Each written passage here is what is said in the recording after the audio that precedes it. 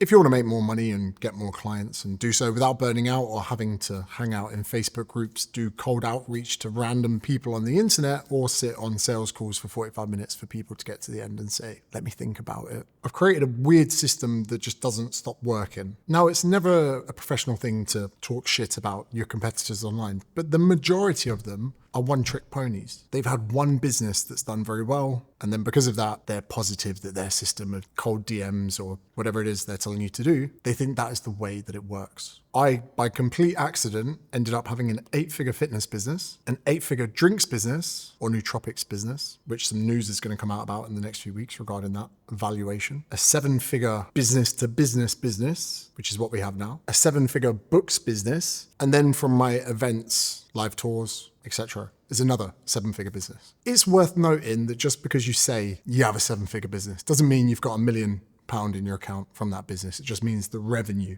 of that business is 7 figures. So the point isn't that I've got millions in the bank. It's that this system just keeps working. And it could be luck, but I'm pretty sure it's the system. And if at any point in this video you're starting to resonate with the things that I'm saying, there's a link in the description where I can give you 30 more bits of business advice that will help you grow for free. I hate making content about myself, but there's some lessons from my own journey that you can apply to where you're at that's going to help you. The only time I'll ever talk about myself if it's to help you. Lesson number 1, love film. You've never heard of love film, have you? Oh, this would have been a long time ago, Declan. Let me save the images here. I'm going to leave a photo of it here for some people, which may bring them nostalgia.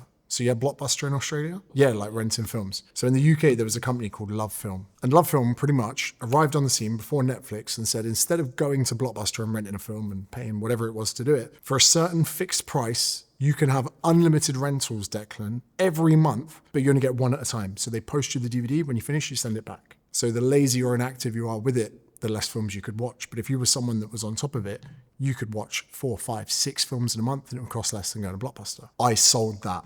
Now, it was commission only, £7 a sale, so like $14. However, if I hit 10 sales in a day, that commission went up to £9, which meant £90 for a day's work. Where was I working? Shopping centres. So you know the people that come up to you in the shopping centres, they're all in uniform and they've got like the lanyard and they try and stop you. And that was me. So I would be working in Swindon, Gloucester, any shopping centre there was, Reading, stopping people in their tracks, trying to sell them something that they never really heard of. And here is the number one thing I learned from that: rejection. Every single day, maybe 99% of people that I would interact with would reject me. They would say, no thanks, not interested, or they would do this, or pretend you're just not there. They would just keep their eyes on where they're going and they just walk straight past you. So even at the age of maybe 18, 17, when I was doing this, got very comfortable with rejection. Also, another thing, side note, tangent, was not to ask closed questions. So if you would say to someone, hey, are you having a good day? They could just say yes and carry on walking. But if you were to say to someone something like an open question, where do you currently rent your films from? They go, Blockbuster. I go, that's amazing, because Love Film is actually going to compete and save you money from doing so. Let me tell you a little bit about it. Or I would sometimes say to people, how much a week do you spend at Blockbuster? That'd be the first thing I say to them.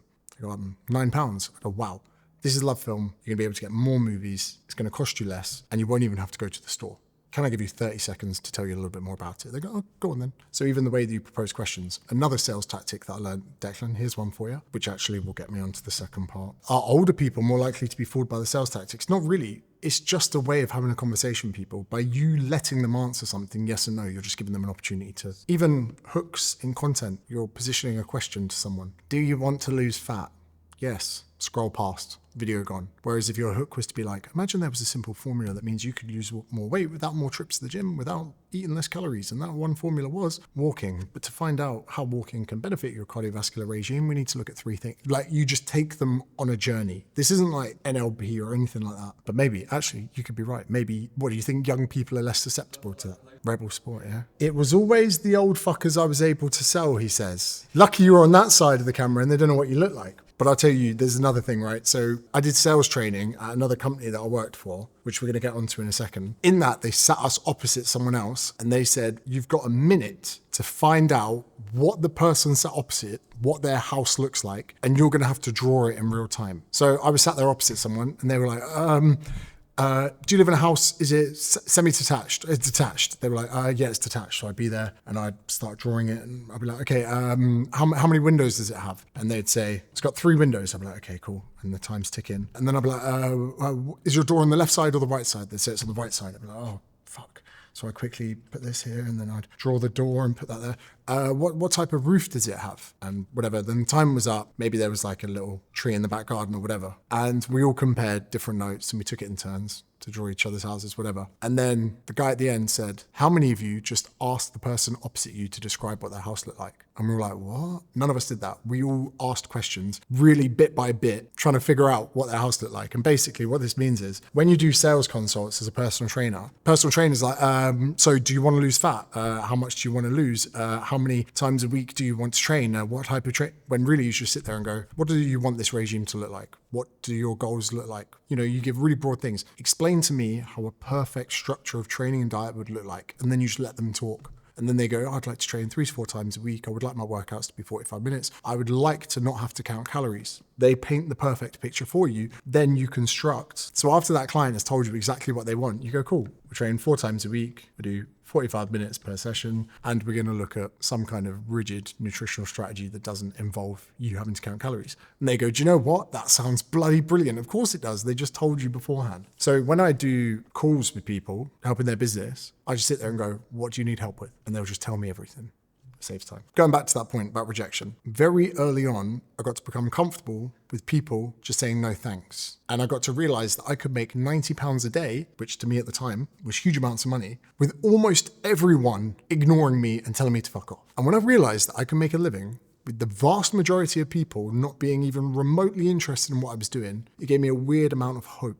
Now, a lot of you working online face rejection every day, you just don't see it. And because you don't see rejection, you don't think what you're doing is working. However, a lot of the time, it actually boils down to the very next point, which is numbers. So the second job I worked out was for a company called N-Power that did gas and electricity. And ultimately, the weird thing is, I still don't understand this. All of our houses get electricity from the same wire, gets gas from the same pipes, but yet you pay a provider. And if you switch providers, same gas comes through same pipe. I don't understand how it works. But I was working for N-Power in their door-to-door sales department. And when I interviewed for the job, James, so what do you think you can add to the team? I go, well, I come from shopping centres selling Love Film. They're like, oh, the little DVDs in the sleeves. It's like, yeah. They're like, you're in. Because if you can sell in shopping centres, door to door is going to be easier. Because in shopping centres, you've got to stop someone on the move. Knocking on someone's door, they've just got to open the door and you pitch. I've told this a few times on this channel, but long story short, I tried to quit my job because I was hating it and it was freezing and I was in Gloucester and people in the GL1 postcode aren't the most receptive to you interrupting the Jeremy Kyle show in the morning. Do you know what the Jeremy Kyle show is? Top Gear. No, it's Jeremy Clarkson, not Jeremy Kyle. Fucking hell, showing your age. And I remember trying to quit, called my manager. He goes, James, let me pull over, gets his laptop out. He goes, mate, you make 1 sale every 100 doors. It's like, right? He's like, how many sales do you need for today? I was like, 2. He's like, knock on 200 fucking more doors. Boom, done. I came to realize that there is always a certain amount of numbers that's going to save you, in the sense that no matter how ugly you are, you talk to a certain amount of girls, you're getting a number. No matter how annoying your sales pitch is selling a gas and electric, if you knock on enough doors, you're going to find a disgruntled British Gas customer. And 2 weeks into my job, British Gas put their prices up and there actually were quite a lot of disgruntled people. But without knocking on enough doors, I just would not find enough people that were ready to change their provider for gas and electric, whatever. So when you take lesson 1 and lesson 2, being comfortable with rejection of people not being interested, because you can have the best thing in the world. Some people just don't care. The second thing is, a lot of the time, there is just not enough numbers of people that you've reached yet, whether it's your following, whether it's your email list, whether it's visits to your landing page, which we'll get onto in a second. Some people will send 100 people to their landing page, no one will buy, and they'll go, my landing page doesn't work or I've sent the wrong people, when the truth is they just don't appreciate the majority of people aren't interested and you've not sent enough traffic at this stage yet. And why these lessons are so important, we'll get onto in a second. Lesson number 3 was at a company called Clarify that was in Reading, well technically it was in Thiel, and my job there was to make 100 phone calls a day, and I hated it. It was awful. Now, this is where you and I could be different. You might love sales calls, phone calls, whatever. I hate them. I don't enjoy them at all. And I think it's probably stemming from having quite bad ADHD. Now, I don't even know if ADHD is real. Yes, I got a clinical diagnosis. Yes, I've been cleared to take meds and I'm not interested, but my brain just doesn't work right. as per everyone else's. One, I could just riff videos like this all the time. I'm very creative, very impulsive. The impulsivity thing kills me. I just got another idea for a video. That's the ADHD there as well going. Don't let me forget, coffee machine. Got a whole video out of this. Super impulsive, dopamine junkie. In fact, one of the main reasons I got into social media was because every time you post, you get a score allocated to that. So then when a video does better than another video, dopamine like, when doing email marketing campaign and your click-through rate is like the highest it's ever been, putting out a YouTube video like today and seeing my average view duration go up, like, that's where I get dopamine. So you know those people that make a YouTube video over the course of 3 weeks to put it out and get millions of views? No, I want it edited today, Declan. I want it to go out today so I could be disappointed with the analytics so we can do it again tomorrow. That's how I like it. I like my dopamine on the daily. It's why every idea I have comes from in the shower, because when it comes to the human mind, you have system 1 and system 2. I'm pretty sure, can't remember this from Thinking Fast and Slow, Daniel Kahneman book. There's one side of our brain is cognitively having to think hard, and then we have the other side that is automated. So for instance, I believe that when you learn to drive, Declan, system 1 is you going, okay, clutch in, first gear, lift the clutch, press the accelerator, indicator. That's system 1. But then if you do it for long enough, it goes into system 2, becomes automated. Now you just drive. Same with editing. When you guys start, there's a lesson. When you start editing, you're like, okay, cut key, command B, okay, move that, delete, ripple, delete.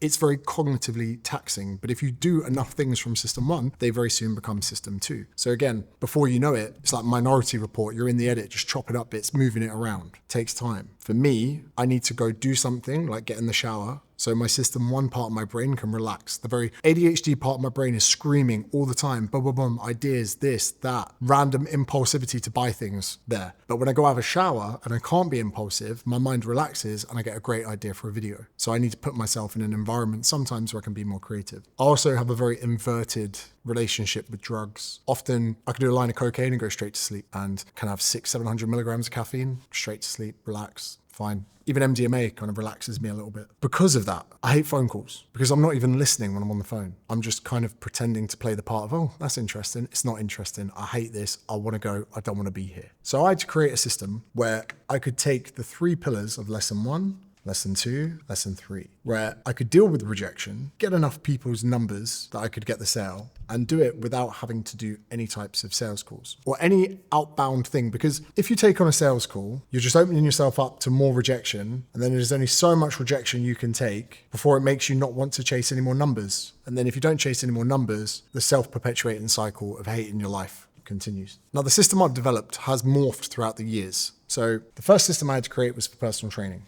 Now, I took the experience that I had before from sales calls, door-to-door sales, whatever it was. I knew that if I spoke to enough people on the gym floor, that someone would be interested. It had to be less than what it was in shopping centers or knocking on doors. People are in a gym for a reason. Personal trainers are in a gym for a reason. People are in the gym because they're fat, they're unfit, they've got no muscle, they don't know how to train. Personal trainers are in the gym because they've probably gone through their own shit and they know how to get leaner and more muscular, whatever. There's the synergy. So I knew, I talked to 15 people, they would all tell me to piss off, but then the 16th one, they would say, okay, yeah, I've actually looked into getting personal training or whatever. And I knew that there was a success rate there of 16 people you talk to, 1 person would be interested. The next move from that would be getting that 1 person to come in and sit down and just talk about their goals. And the first thing I would say to them, as we said before, is, what is it you're looking to do? That person would then paint perfect world of what it looked like. I would then say to them, cool, here's the offer of what I recommend. I would add a money back guarantee. And now the money back guarantee wasn't so much for them, it was for me. Yeah, cool, yeah, protect their investment, blah, blah, blah, you've heard it before. But there's nothing better than me turning around and saying to someone, oh, Declan, what's that? You want to train 3 to 4 times a week, you only want to do 45-minute sessions, I'll get this working, you don't want to count calories, I'm going to create a system and a structure that's going to work for you. I'll tell you what, Declan, if after 3 months you haven't significantly grown in strength, muscle mass, and lost the fat you want to, you let me know, I'll refund you in full. They think that's there to protect them, and in some respects it is, but really it's there to protect me, because they've listened to everything. It's starting to sound too good to be true. They're starting to think, oh, this guy's just a good salesman, this person's just got a good chat. Then when you hit them with the money back guarantee, it's actually giving me an outro to the offer to solidify it so they can trust me. Now, the beauty of this is it either works or it doesn't. And if it works, I'm safe. And if it doesn't, they deserve their money back anyway. Now, there's a second part of this PT structure that's really important. Any of you operating a calendar. I don't operate a calendar. I've never really operated a calendar. If you put one thing in my calendar, it ruins my day. I actually get paralysis. You put something in at 2 p.m., don't expect anything from me beforehand. Some other people say that's an ADHD thing. Then I just literally sit around all day petrified that I'm going to forget whatever it was that was in the calendar and I don't get anything done. You want to ruin my day? Put something in my diary. So let's imagine for a second, you look through your diary and X's represent clients that you found walking the floor and O's represents clients that came in online through social media. Sometimes we like to tell ourselves a story that we're killing it on social media or we're killing it in email marketing or our business is killing it, whatever. Sometimes it is important to look at your existing diary and start giving attribution to your clients to where they came from. Because looking at this diary, you would say, hey, I think it's great that you're trying to build out your social media. I think it's great that you're building your email marketing list. But by looking at this, I would say if you need 5 more clients, you should go to the gym floor, not to Facebook. Sometimes our beliefs of our systems for sales and marketing aren't quite as good as what we tell ourselves. So we have a system in place that works, but we must also look at our system to determine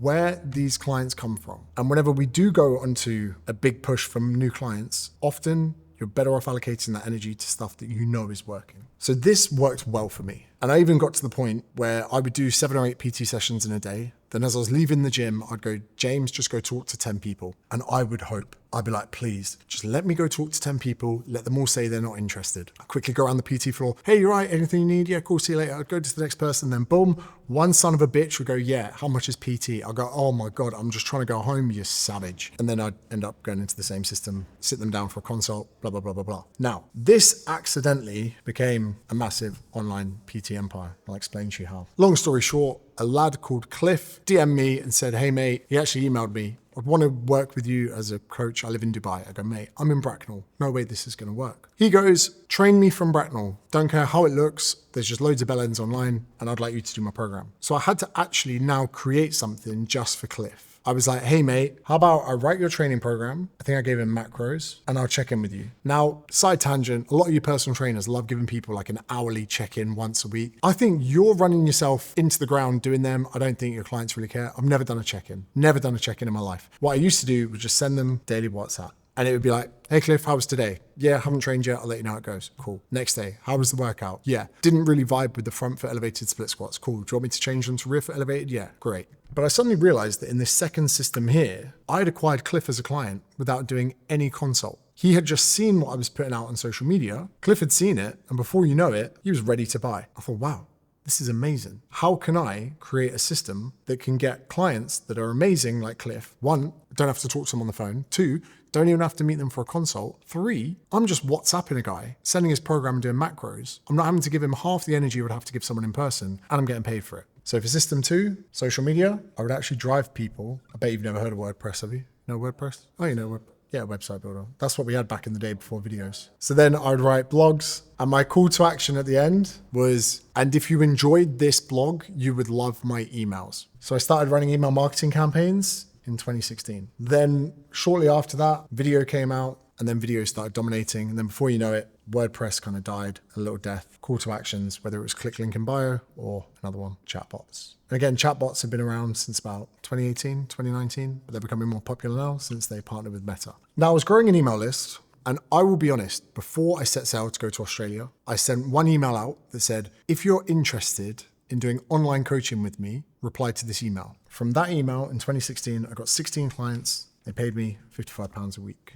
What is 16 times 55? That put me on £880 a week as a backpacker. What is 880 times 52? 45,760. Sick. So just from that one email, I put myself on a salary of 45k a year, just asking people if they wanted to train online. However, there was then an issue that people would have to come, say they're interested in email. Then that consult became email exchanges between people. Now my online coaching business changed to the point that instead of charging people £55 a week, we started charging them £40 a month. And that's where the system really became clean. I would use social media. I would get emails, and then the traffic from the emails would go to something called a landing page. Now, if you want a visual representation of what my landing page looks like, there's a link in the description where it says if you want to know what I do, blah, blah, blah, blah, blah. You can go look at my landing page and you can look and copy the flow of exactly how I've put it there. Now, remember the lessons we spoke about before. Let's imagine there is 100,000 people on your social media. The next stage, you would want about 20,000 of those emails. I think is a golden rule, 20% is a sweet amount. Now, keep in mind, that means that 80,000 people, 8 out of 10 people don't want to give you their emails. There's the rejection. However, with 20,000, there's going to be enough people in there, lesson 2, numbers of people interested in doing your stuff. Then out of that, let's imagine you get a 50% open rate that takes you to 10,000. Then out of that, even if you get a 3% click-through rate, then even if you only get 1% of people from the click-through rate to do business, you get 3 clients. That's 3 clients from every email. So if you send an email every day, you're looking at 21 clients per week. Really rough fag packet maths, you get it. So I'd created a system here that worked for my fitness business, got over 100,000 people through the door of the training app. And I never had to do a consult, never had to sit on a sales call, never had to go into a shopping center to get people to join, which brings us into the third part of this. I thought for a really long time that I just created a system that worked for my business. I didn't think you could really rinse and repeat it. So we start off with the book. Already had the social media following, already had the emails. So I asked politely in an email if people would pre-order the book as a call to action. Sunday Times #1 bestseller. That's the highest accolade. A lot of people out there, they're like, oh, I'm a Sunday Times bestselling author. Were you #1? Didn't think so. Shut up. Get back in the box. So then if we needed more orders for the book, we just needed more emails. If we needed more emails, we just did more posts on social media that would drive people to it. It's like, surely it can't be this simple. Not only did I get the best accolade you can as an author, I've done it 3 times. #1, bestselling author. And I'm probably going to do it several more times. Was it my marketing ability or my writing ability? Well, mate, if you read them, you realize it's obviously from my marketing. Same way, no one is getting laid because of the size of their penis. Because the size of your penis has nothing to do with your ability to get laid. They only find out about the size of your penis once they're at your house. So what I'm saying is no one knows how good your book is or bad it is until they bought it. You don't get the Sunday Times accolade for having a good book. You get it for selling a lot of books. The whole system is rigged on your marketing. That's the whole fucked thing about it. Now, I put a lot of effort into my books. I'm confident to say they're pretty good, but they're not going to be as good as some people that just do this all day in, day out. I'm busy, mate. So absolutely to your point, it wasn't my ability to write a book that got me that accolade. It was the very system I'm talking about today. Now, it was a bit of a whim. I was like, wow, I've created this system for sales online. Let's apply it to a book. Boom, does well. Then what we did, which was pretty clever, is we created a whole event system off the back of the book. So we had book tours, 3,500 people, Hammersmith Apollo, Sydney Opera House sold out. I'll be honest with you, in 2021, because they lowered VAT and stuff coming out of the pandemic, we made more money from the tour than we did from the book, which is wild. Hammersmith Apollo was over £100,000 for the night. So surely you couldn't rinse and repeat this again. Again, social media. We created new brand pages, fair enough. But ultimately, Chris Williamson, James Smith, the first thing we did on launch, he emails. Where did the email send people? Landing page. And any of you that are on LinkedIn, probably over the next few weeks, you're going to see the big news that we have surrounding that as to why it's now valued at 8 figures, little flex. Nothing has changed. The system is the same. We leverage social media to get people on our email list, or they're already on our email list from previous campaigns. This is why there's the importance of emails. Working with a fitness business this morning in Ireland, and they're saying, James, are you sure that we need to be putting our focus onto emails? And I said, yes, mate, because it's not even the thing you're selling. It's the ability that if you use this system correctly, and use social media to get people's contact information, when you go to sell them something different, you can bypass the whole first part of the system and send them straight to a landing page. Now, what if they're not interested? Well, good news is, as we've learned from everything before, the majority of people aren't interested in the majority of things you sell. But if you have that one person that answers the door in every 100 doors, you're going to make your sale and keep your boss happy.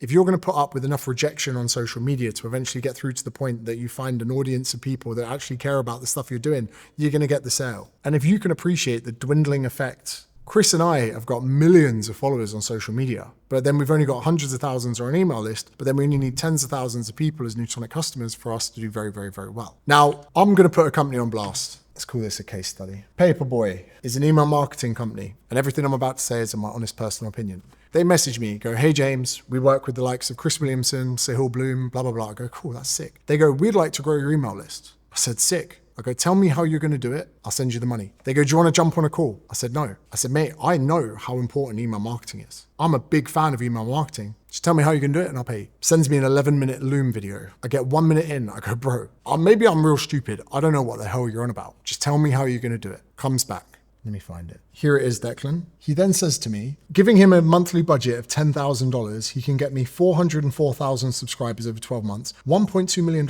in potential revenue, and a 727% return on investment. I said, hey mate, how are you getting this information? He didn't even know any of the businesses that I had. I said, mate, just tell me now what it is you're doing or I'm not going to talk to you again. He goes, mate, we're going to do paid social advertising on Instagram and Facebook. I was like, cool, I already do that. Affiliate programs. You ready for this? You pay other newsletters per qualified subscriber and only after 3 to 4 weeks once you've confirmed quality. Then organic swap groups. We pair you with newsletters like Chris Williamson, Sahil Bloom to co-promote. His best idea, granted that for 10 years, I've been using social media to get emails, to send people to a landing page, right? 10 years I've been doing that, multiple businesses. He then goes, you can do a newsletter swap where I say to my list, hey, go join Chris Williamson's email newsletter. And Chris goes and says to people, hey, why don't you join James's? That was his best strategy for getting emails. $10,000 a month. $10,000 a month. Now, for those of you interested in how to get emails, you give something of value. Because me begging you to join someone else's email list doesn't give them any value. The only reason content works is if it has value. Now, the value should not be an ebook because guess what? No one's finishing it. And if they don't finish your ebook, they're not going to join your program because they're going to go, Jesus, I couldn't even get through a PDF. How am I going to get through their program? One thing I love at the moment is something called an autoresponder. Again, to copy the autoresponder, link in this, 30 ways in 30 days. What I'm going to do is hit you with a little nugget of wisdom that takes 45 seconds to read,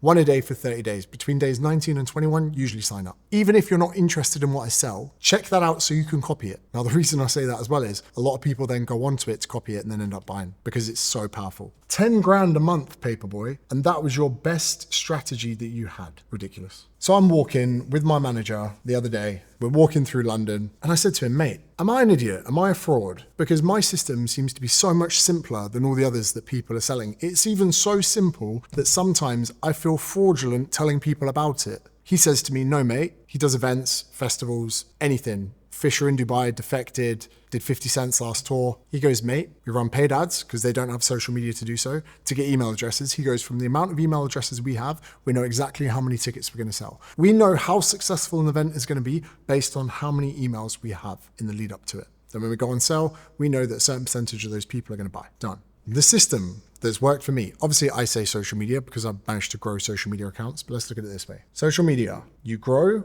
by making good, engaging content that helps people. You can then run paid ads and initiatives on top, but if you are not good at making organic content, your paid content is going to fall flat on its face. Get better at this first, this will get a lot easier. Both of these things should do one thing, and that is to get someone's email or their data. If anyone tells you that anything you should be doing on social media has anything to do apart from this, they are lying. By me telling you in this video to get the 30-day autoresponder, I'm going to get your emails. Through you going and checking out my landing page, I'm then going to be able to attribute paid ads to retarget you. And then eventually you might buy either the main products I'm selling or one of the smaller satellite courses that I sell. And the reason they're so cheap is because then I get your email and then I get your data. Then ultimately every single thing is going to send you to a landing page, which in essence is a digital means of me doing the consult. It's a digital means of me doing the sales call. It's a digital means for you to find out what it is, why you need it, what you get, how much it costs, and how you can buy. This just continues to keep working. And there is no reason that this can't work for any business that you're in. Whether personal training, whether an accountancy firm, whether a jiu-jitsu tournament,